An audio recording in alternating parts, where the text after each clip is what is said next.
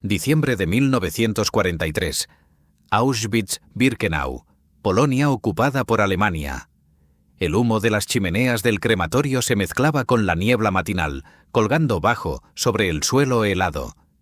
Dentro del alambre, miles de prisioneros arrastraban los pies en otro día de muerte meticulosamente calculada.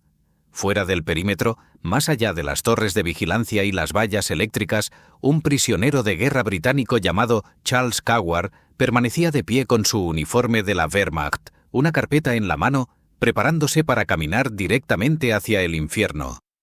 No se suponía que él estuviera allí. Ningún soldado aliado debía estarlo. Coward era un prisionero asignado a un grupo de trabajo en una fábrica cercana, un sargento mayor capturado años antes en Francia.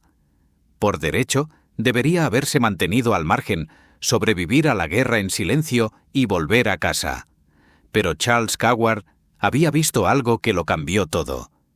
Había visto llegar los trenes, había visto desaparecer a la gente, y había tomado una decisión que salvaría vidas, o pondría fin a la suya. En cuestión de semanas, empezó a colar comida y medicinas a través del alambre. Falsificó documentos para ayudar a prisioneros a escapar. Fotografió atrocidades dentro del propio campo. Y lo hizo todo fingiendo ser uno de ellos. Un supervisor nazi, caminando libremente entre los guardias que lo habrían ejecutado, sin pensarlo dos veces si hubieran sabido la verdad. Esta no es la historia de un comando ni de una fuga espectacular. Es la historia de algo más silencioso y, quizás, más peligroso: el engaño. Un hombre actuando solo, eligiendo entrar en el campo de exterminio más infame de la historia. No para liberarlo, sino para ser testigo, para traficar esperanza y para salvar a quien pudiera, una vida a la vez. La pregunta no era si podría entrar.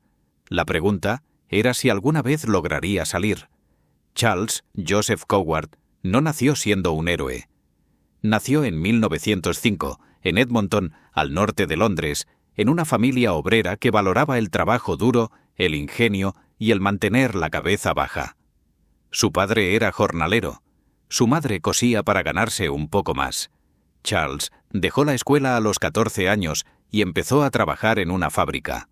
A los 20 y pocos se unió al ejército británico, no por patriotismo, sino porque ofrecía un sueldo fijo y 3 comidas al día. Cuando estalló la guerra en 1939, Coward era sargento mayor del Regimiento de Artillería Real, destinado con la Fuerza Expedicionaria Británica en Francia. Tenía 34 años, era bajo, robusto, de lengua afilada y fama de saltarse las reglas cuando le convenía. Sus hombres lo llamaban terco, sus superiores problemático, pero nadie dudaba de su valor. Cuando el Blitzkrieg alemán arrasó Francia en mayo de 1940, las fuerzas británicas se retiraron hacia Dunkerque. La unidad de Coward quedó aislada cerca de Calais. Rodeados, superados en número y sin munición, pelearon hasta no tener con qué seguir peleando. El 27 de mayo de 1940, Charles Coward se convirtió en prisionero de guerra. Fue obligado a marchar hacia el este junto a miles de hombres, a través de Francia, Bélgica y hasta Alemania. El viaje fue brutal. Hombres que caían por agotamiento, disentería, hambre. Los que no podían seguir quedaban atrás. Coward mantuvo la cabeza alta y la boca cerrada. Observaba. Aprendía. Veía cómo actuaban los guardias, cuándo eran negligentes, cuándo crueles y cuándo se distraían. Cuando llegó al campo Stalag Etchan B en Lambsdorff, Alta Silesia, ya había tomado una decisión. No iba a quedarse encerrado esperando su liberación. Iba a hacerse útil. El Stalag Etchan B albergaba a más de 20.000 prisioneros, en su mayoría británicos y de la Commonwealth. Las condiciones eran duras, pero se podía sobrevivir. En teoría se aplicaba la Convención de Ginebra. Los prisioneros recibían paquetes de la Cruz Roja, podían escribir cartas y eran asignados a grupos de trabajo que rompían un poco la monotonía del cautiverio. Coward se ofrecía para todo. Se convirtió en líder del campo, un man of confidence, el enlace entre los prisioneros y los oficiales alemanes, intercambiaba cigarrillos, falsificaba documentos, organizaba fugas. Aprendió alemán, no con fluidez, pero lo suficiente para pasar desapercibido. Y aprendió a parecer que pertenecía al lugar. Para 1943, Coward había sido trasladado a un campo de trabajo satélite cerca del pueblo de Monowitz, a unos 7 kilómetros al este de Auschwitz. Los prisioneros allí trabajaban en la fábrica de caucho sintético de IG Farben Buna, un enorme complejo industrial que empleaba a decenas de miles de trabajadores esclavos, en su mayoría judíos procedentes de Auschwitz III Monowitz. Fue allí, bajo la sombra de las chimeneas de la fábrica, donde Coward vio por primera vez los trenes. Llegaban de noche, vagones de carga repletos de personas, hombres, mujeres, niños. Venían de toda Europa, Hungría, Polonia, Francia, Holanda, Grecia. Entraban al campo bajo los reflectores, y la gente era descargada en andenes donde los oficiales de las SS los separaban en filas. Algunos iban a la izquierda, otros a la derecha. Coward preguntó a un guardia alemán qué ocurría con los que iban a la izquierda. El guardia se encogió de hombros. «Se encargan de ellos», respondió. Coward no necesitó más explicación. Lo entendió. El humo de las chimeneas le contaba el resto. Y fue entonces cuando tomó su decisión. Tenía que entrar. Auschwitz no era un solo campo. Eran 3, extendiéndose por kilómetros del territorio polaco ocupado. Auschwitz I, el centro administrativo, el campo original, donde se retenía a prisioneros políticos y miembros de la resistencia. Auschwitz II Birkenau, el campo de exterminio donde las cámaras de gas y los crematorios trabajaban sin descanso. Auschwitz III Monowitz, donde trabajaba Coward, el campo de trabajo forzado que alimentaba de mano de obra la fábrica de IG Farben. Los 3 campos estaban conectados por vías férreas, carreteras y una red de guardias y burócratas que movían personas como si fueran mercancía. Para las SS, la eficiencia lo era todo. Los prisioneros se clasificaban, se numeraban, se explotaban hasta el agotamiento y se reemplazaban. Un sistema industrial, frío, impersonal. Pero todo sistema tiene grietas. Y Charles Coward era un experto en encontrarlas. Su primera ventaja era su estatus de prisionero británico. Bajo la Convención de Ginebra no podían ejecutarlo sin juicio, ni matarlo de hambre o torturarlo oficialmente.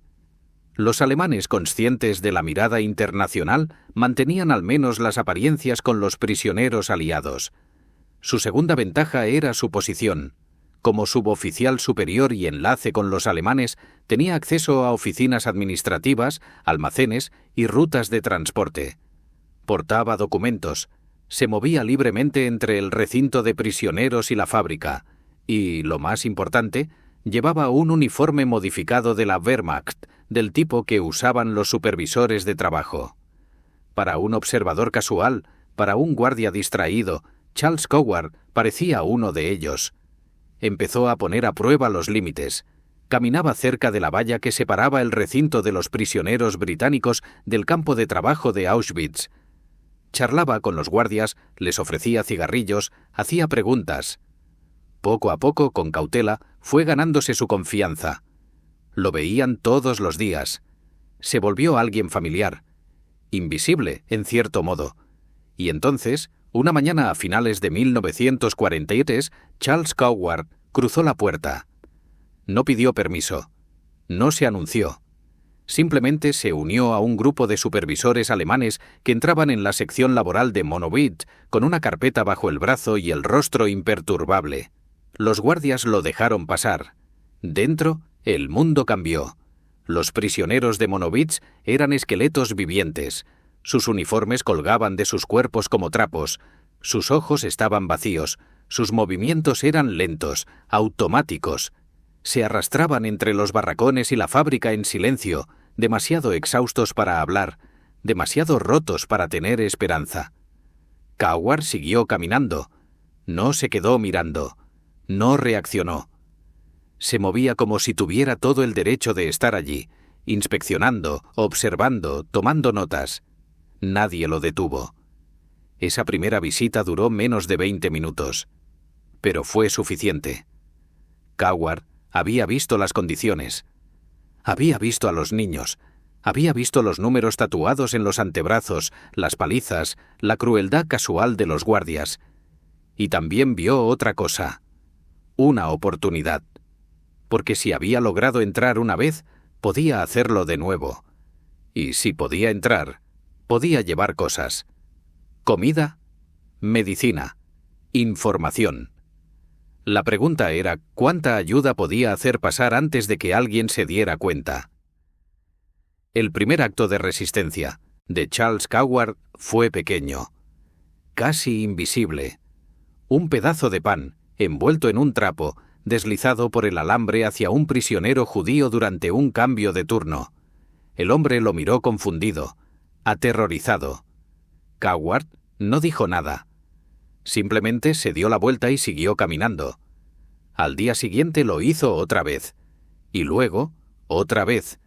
Pan, cigarrillos, una lata de carne de un paquete de la Cruz Roja. Cosas pequeñas. Pero en Auschwitz, las cosas pequeñas significaban la diferencia entre vivir o morir. Coward empezó a crear una red. Identificó a prisioneros que hablaban inglés o alemán, hombres que podían actuar como intermediarios. Aprendió sus números, memorizó sus rostros. Sabía que no podía salvar a todos, pero podía salvar a algunos. La logística era delicada. Coward tenía acceso a los paquetes de la Cruz Roja destinados a los prisioneros británicos. Esos paquetes contenían comida, chocolate, cigarrillos, jabón, artículos que valían su peso en oro dentro del campo. Coward empezó a desviar parte de esos suministros, escondiéndolos entre su ropa, en cajas de herramientas o en cajones vacíos marcados para la fábrica. Los pasaba por el alambre durante los turnos, las inspecciones o en medio del caos de los cambios de guardia, cuando la vigilancia bajaba. Se movía con cuidado, sin rutinas, sin patrones. Un día entraba por la puerta principal.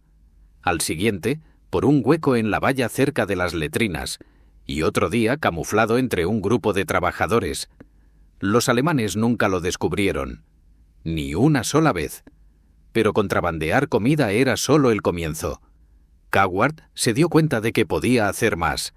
Empezó a falsificar documentos. Las SS mantenían registros meticulosos de cada prisionero en Auschwitz. Nombres, números, asignaciones de trabajo, estado médico. Pero los papeles podían alterarse. Y Coward tenía acceso a formularios en blanco, sellos y máquinas de escribir en las oficinas administrativas alemanas. Empezó a crear identidades falsas para prisioneros judíos, reclasificándolos como trabajadores polacos o civiles alemanes. Con los papeles correctos, un prisionero podía ser transferido a un campo de trabajo menos mortal, o incluso liberado entre la población civil de la Polonia ocupada. No siempre funcionaba. A veces las falsificaciones eran descubiertas, a veces los prisioneros eran ejecutados, pero a veces sobrevivían. Coward también empezó a fotografiar el campo. Consiguió una cámara pequeña, probablemente por soborno o robo, y comenzó a tomar fotos desde dentro de Monowitz. Fotografió los barracones, las chimeneas de los crematorios a lo lejos, las vías del tren por donde llegaban los transportes. Estas fotografías, sacadas clandestinamente por prisioneros británicos repatriados o por canales secretos, se convirtieron en algunas de las primeras pruebas visuales del funcionamiento de Auschwitz. Pero el acto más peligroso que llevó a cabo Coward fue intercambiar lugares con prisioneros judíos. Al menos en una ocasión, organizó que un prisionero judío intercambiara su uniforme con un prisionero británico que había muerto en la fábrica. La identidad del fallecido fue transferida al judío, quien luego fue registrado como soldado británico muerto y sacado de Auschwitz. Mientras tanto, Coward y su red cubrían el número faltante, falsificando documentos para ocultar el cambio. Era una apuesta suicida.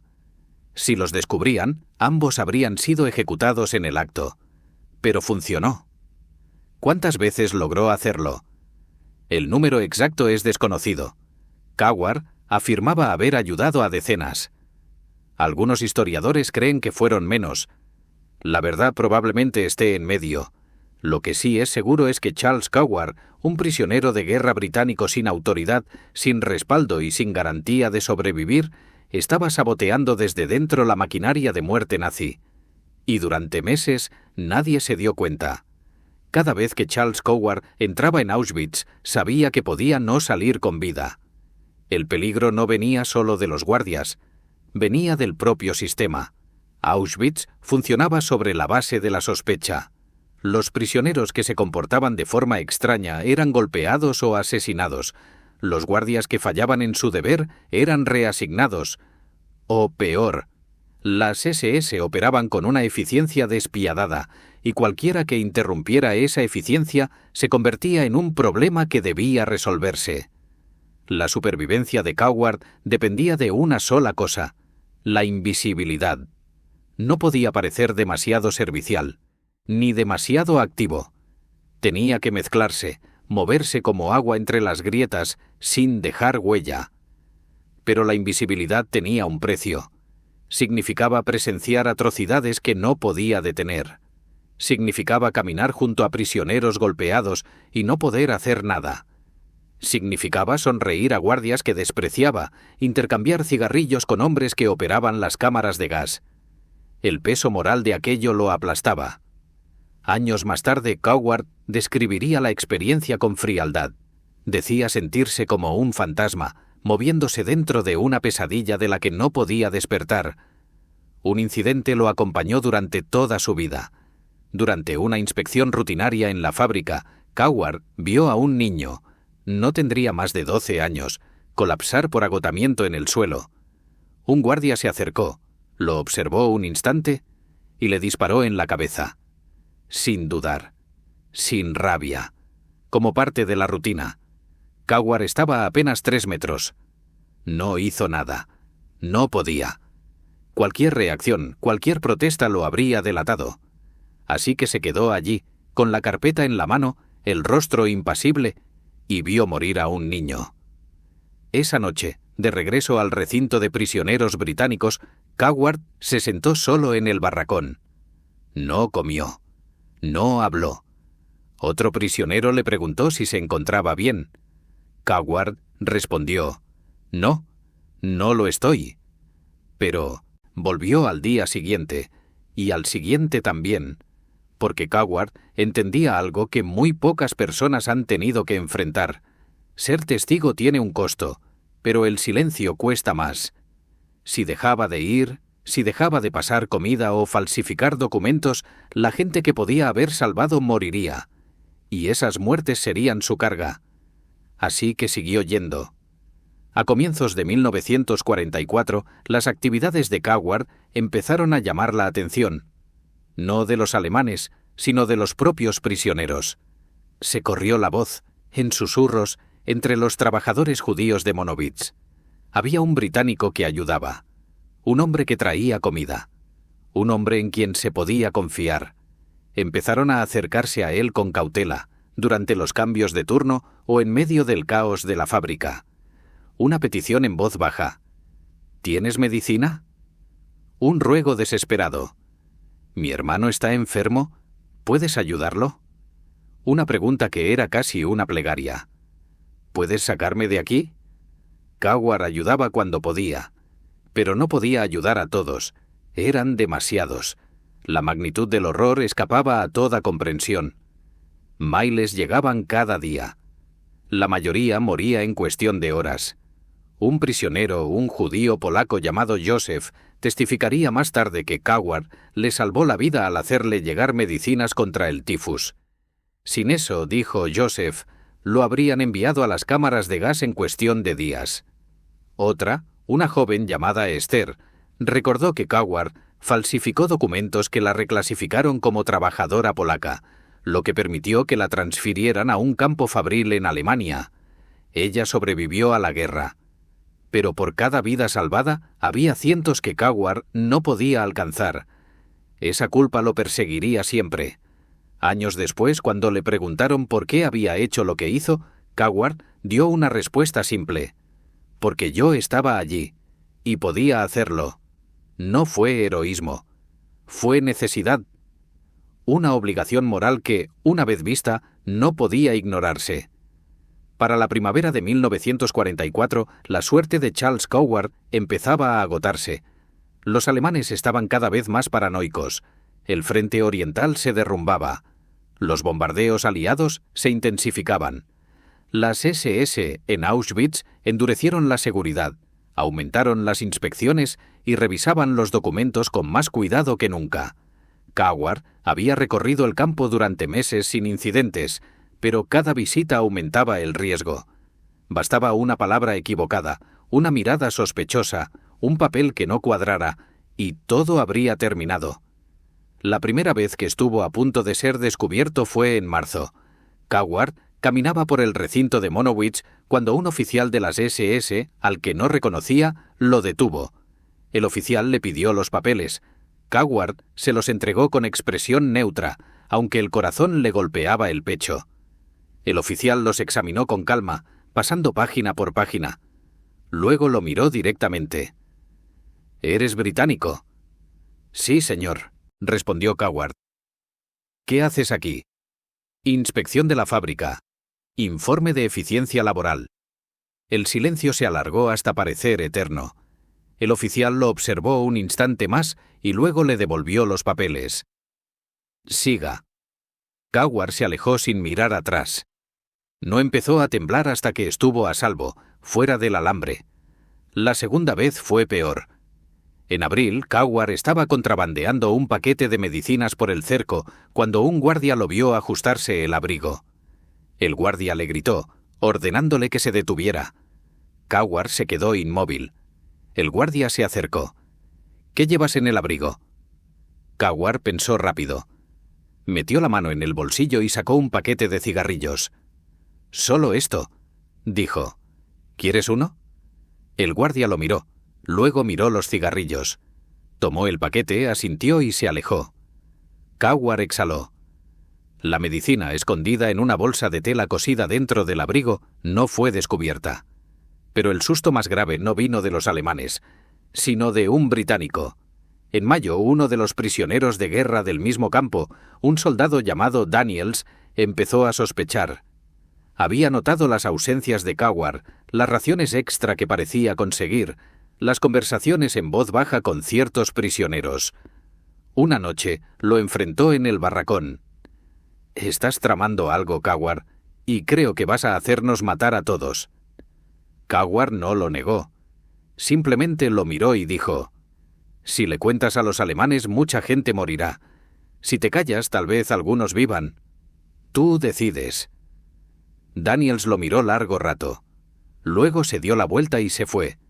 Nunca dijo una palabra, pero la tensión seguía creciendo. Coward sabía que no podría mantener eso para siempre. Tarde o temprano, alguien lo notaría. Alguien hablaría. Alguien uniría las piezas. Y cuando eso ocurriera, lo ejecutarían. Pero hasta que llegara ese momento, siguió adelante. Porque los trenes seguían llegando, las chimeneas seguían humeando, y la gente seguía muriendo. Y Charles Coward, un terco e ingenioso suboficial de Londres Norte, se negó a mirar hacia otro lado. En enero de 1945, el sonido de la artillería soviética retumbaba por el campo polaco. El Ejército Rojo avanzaba desde el este, empujando a los alemanes hacia Berlín. Auschwitz quedaba en su camino. Las SS sabían que todo estaba perdido. Comenzaron a evacuar los campos, obligando a decenas de miles de prisioneros a marchar hacia el oeste, hacia Alemania. Los que estaban demasiado débiles para caminar fueron abandonados o ejecutados. El 27 de enero de 1945, las tropas soviéticas liberaron Auschwitz. Encontraron menos de 7.000 prisioneros vivos, esqueletos apenas conscientes. Los crematorios habían sido dinamitados, las cámaras de gas destruidas, los archivos quemados. Pero las pruebas permanecían. Montones de zapatos, maletas, cabello humano. Charles Coward ya no estaba allí. Había sido evacuado semanas antes, con los demás prisioneros británicos marchando hacia Alemania. Sobrevivió a la marcha. Fue liberado por las fuerzas estadounidenses en abril y regresó a Inglaterra en mayo de 1945, Volvió a un país en celebración. Desfiles, banderas, multitudes eufóricas. Pero Coward no celebró. Regresó a su casa en el norte de Londres con su esposa e intentó retomar una vida normal. No pudo. Las pesadillas comenzaron casi de inmediato. Veía los trenes, veía las chimeneas, veía al niño ejecutado en el suelo de la fábrica. Empezó a beber. No podía mantener un trabajo. Su matrimonio se resquebrajó. Los amigos y vecinos que le preguntaban sobre la guerra recibían respuestas cortas, evasivas. Pero Coward no se quedó callado. En 1947 fue llamado a testificar en el juicio de IG Farben en Nuremberg dentro del proceso general de crímenes de guerra nazis. Coward subió al estrado y describió con precisión todo lo que había visto en Auschwitz. Las condiciones, los asesinatos, la complicidad de los ejecutivos de IG Farben que habían usado mano de obra esclava del campo. Su testimonio fue devastador. Habló con calma, con precisión, sin emoción. Presentó las fotografías que había logrado sacar del campo. Dijo nombres, describió fechas, lugares, atrocidades. La defensa intentó desacreditarlo, retratándolo como un fabulador, un alborotador, un hombre que buscaba atención. Pero Coward no titubeó. Su testimonio fue corroborado por otros testigos, por documentos, por las pruebas que los soviéticos habían encontrado. Varios ejecutivos de IG Farben fueron condenados, en parte gracias a la declaración de Coward. Sin embargo, el reconocimiento que recibió fue desigual. Algunos lo aclamaron como un héroe. Otros dudaron de su historia, escépticos ante la idea de que un prisionero británico pudiera moverse con tanta libertad por Auschwitz. Algunos incluso lo acusaron de exagerar. Coward no se preocupó. Había hecho lo que se propuso: dar testimonio. En 1963, Yad Vashem, el memorial oficial de Israel para las víctimas del Holocausto, lo reconoció como uno de los justos entre las naciones, el título otorgado a los no judíos que arriesgaron su vida para salvar judíos durante el Holocausto. Viajó a Israel para la ceremonia. Plantó un árbol en el jardín de los justos. Conoció a sobrevivientes, algunos de los cuales él mismo había ayudado y otros que solo querían darle las gracias. Una anciana se le acercó, tomó su mano y le dijo: «Nos diste esperanza cuando ya no quedaba ninguna». Coward no supo qué responder. Simplemente asintió. Años más tarde, cuando le preguntaron por sus acciones, dio la explicación más simple: «Hice lo que cualquiera habría hecho». Pero eso no era verdad. La mayoría no lo hizo. La mayoría no pudo. El valor necesario para entrar a Auschwitz, engañar a los guardias, pasar comida, falsificar documentos, dar testimonio. Ese valor era algo poco común. Charles Coward murió en 1976 a los 71 años. Su obituario en The Times fue breve. Mencionaba su servicio en la guerra, su testimonio en Nuremberg y su reconocimiento por Yad Vashem. No hablaba de las pesadillas, ni de la bebida, ni del peso moral que cargó el resto de su vida. Pero sí mencionaba esto, que en el lugar más oscuro de la historia humana, un hombre eligió actuar. La historia de Charles Coward no es muy conocida. No hay películas de Hollywood, ni memorias superventas, ni estatuas en plazas. Su nombre aparece en notas al pie de libros sobre el Holocausto, en los archivos de Yad Vashem, en las transcripciones de los juicios de Nuremberg. Pero para las personas que salvó, su legado es eterno. Joseph, el judío polaco que recibió medicina de Coward, sobrevivió a Auschwitz y emigró a Estados Unidos. Llamó Charles a su hijo. Esther, la joven cuyos documentos Coward falsificó, sobrevivió a la guerra, se casó y tuvo 4 hijos. Sus nietos conocen la historia del soldado británico que salvó a su abuela. El número exacto de vidas que Coward salvó es desconocido. Las estimaciones van desde unas pocas docenas hasta más de un centenar. Algunos historiadores discuten sus afirmaciones, alegando que su testimonio tiene inconsistencias o exageraciones. Pero la verdad esencial no se discute. Charles Coward, prisionero de guerra británico, Infiltró Auschwitz, contrabandeó suministros, falsificó documentos, facilitó fugas, tomó fotografías del campo y testificó contra criminales de guerra. Lo hizo solo, sin órdenes, sabiendo que si lo descubrían, lo matarían. Y lo hizo porque, como él mismo dijo, yo estaba allí y podía hacerlo. Esa frase encierra una verdad profunda sobre el coraje moral. Coward no tenía entrenamiento especial. No era espía ni comando. Era un hombre común en circunstancias extraordinarias que eligió actuar cuando otros habrían mirado hacia otro lado. Su historia plantea preguntas incómodas. ¿Cuántos más pudieron haber hecho lo mismo? ¿Cuántos vieron y no hicieron nada? ¿Cuántos guardias, funcionarios, civiles pudieron resistirse, pudieron ayudar y eligieron no hacerlo? Las acciones de Coward no borran esas fallas, pero demuestran que resistir era posible, que incluso en el corazón de la maquinaria de muerte nazi, la humanidad podía sobrevivir, que una sola persona actuando sola podía marcar la diferencia. Al final, Charles Coward no intentaba ser un héroe, intentaba hacer lo correcto, y a veces eso es exactamente lo mismo. Hoy, en el Jardín de los Justos de Yad Vashem hay un árbol plantado en su honor. Es un árbol pequeño, discreto entre miles de otros, pero sigue creciendo, alimentado por la lluvia y el sol, un recordatorio vivo de que, incluso en los tiempos más oscuros, hubo quienes eligieron la luz. Charles Coward entró en Auschwitz disfrazado de nazi, y salió de allí como testigo del peor y del mejor rostro de la humanidad. Salvó vidas no con violencia ni grandes gestos, sino con engaño, perseverancia y una fe inquebrantable en que cada vida importaba. Esa creencia le costó caro, pero salvó a otros, y tal vez esa sea la verdadera medida del valor. No la ausencia de miedo, sino la decisión de actuar a pesar de él. Porque al final, la historia no recuerda lo que te ordenaron hacer. Recuerda lo que elegiste hacer cuando nadie más lo haría. Diciembre de 1943. Un sargento mayor británico con uniforme de la Wehrmacht cruza las puertas de Auschwitz con pan escondido en su abrigo. Sabe el riesgo. Sabe las probabilidades. Sabe que un solo error significa la muerte. Pero también sabe algo más. Que al otro lado del alambre hay gente muriendo. Y que él es el único que puede ayudar. Así que sigue caminando. La historia de Charles Coward no es una historia de liberación o victoria. Es una historia de decisiones.